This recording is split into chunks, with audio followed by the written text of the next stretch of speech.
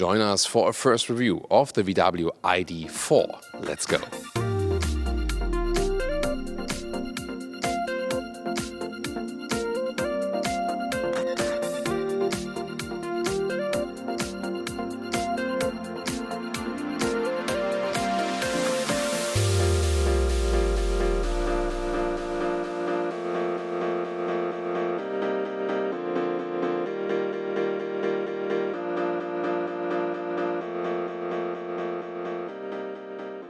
In the front we can see a very round shape, some kind of VW Beetle heritage. We already seen that with the VW ID.3, but here then in this more higher crossover look.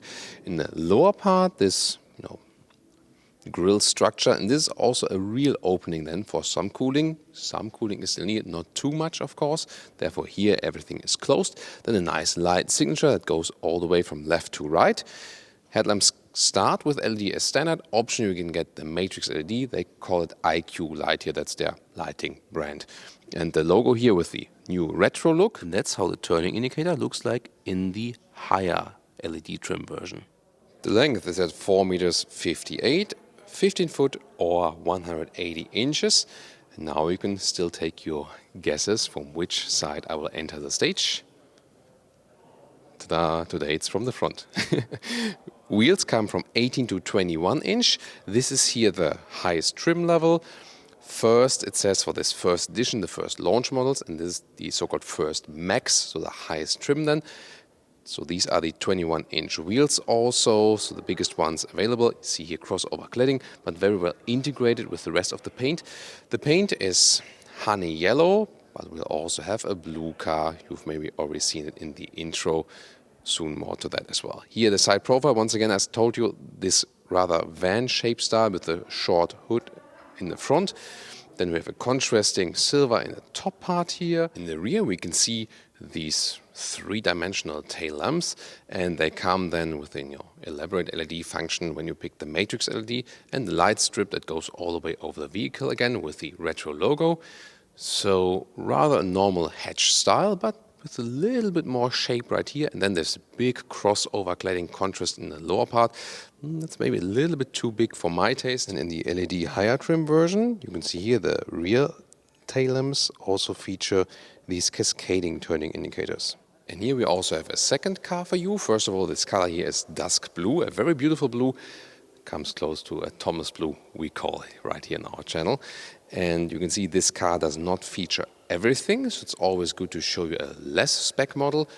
20-inch wheels, yeah, these are already the bigger ones, but not the biggest ones. And then you can see it does not feature the front LED strip. This is just a plain white one, but looks somewhat the same from the distance. And these are also the base headlamps. They are already LED, but then mirrored here on the inside you can see, so not with the elaborated high beam function, for example. And here a look at the cutaway model. You can see the battery pack is placed centralized and low in the vehicle. That ensures a low center of gravity and greater driving dynamics. There will be two battery sizes available here, 52 kilowatt hours or 77 kilowatt hours. The small battery will come with 150 or 170 horsepower. The big battery with 175 or 204 horsepower. Then so far all rear-wheel driven, and later on there will also be a 300 horsepower performance version available. Will it be maybe called R? And this one then has all-wheel drive and about 6 seconds in the acceleration figure. And the official range figures for the small battery, 360 kilometers or 200 miles, and for the bigger battery, 520 kilometers or 320 miles. Charging here, you can see it's very well protected against rain with this one, and then additional cover for the DC charger.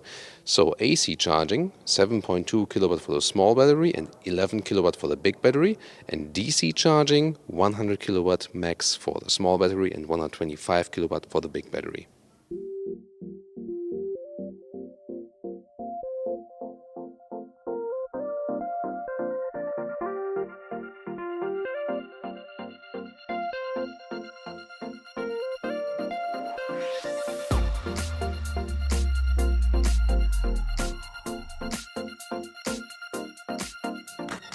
Then reasonable door pockets. They also open the electric hatch.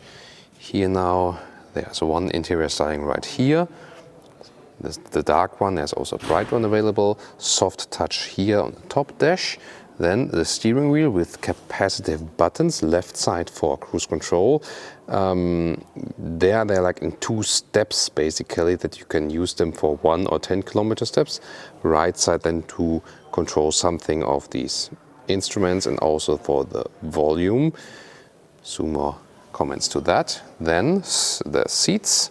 They're actually pretty cool. So the base seat will start with fabric cover, and this one is the more elaborate high trim seat, then with microfiber. So this is really feeling very high class. Then with the stitching in these areas, and the outside is then again a leatherette, and everything is really high class quality. So really impressed by that. And the seat itself also looks pretty cool. There will of course be different color trims available later on. Ergo-active seats, that means they are special ergonomics formed, also with the memory seating and also electric controls right here. And later on there will also be a sports seat available, then with an integrated head restraint. And now let's get inside, easy entry, and indeed you have an SUV seating position, so yeah, it feels good. Electric seats here, the steering wheel with a manual style. You see here this digital instrument is actually integrated in that steering wheel, so that moves up and down alongside. It looks a little bit weird at first, but the positive thing about it is that you never block your view with the steering wheel in that way then. Now to the interior overview. Left side, small digital instruments. They always come like this. And the gear selector is here for putting in drive or reverse gear. Then you can also see it has this illumination there in the front. There's also a review camera with PDC. I'll put it back to the park mode. And then on the right side here, either 10-inch or optional this 12-inch screen. So 2 different sizes available. The base one will also, of course, just do fine. Soon more details about this touchscreen. One thing in advance, temperature slider here in the lower area, and volume slider right here. And this is, of course, yeah, doing it while driving, not the best solution, so I prefer manual stuff there. Or maybe then a shortcut at steering wheel, but the steering wheel again is also capacitive here, also with the volume control. It looks fancy, but it's not the best user interface. And the instruments here on the left, kept pretty simple and basic, so mainly the speed and the range. Of course, there will be more range available, as I told you earlier.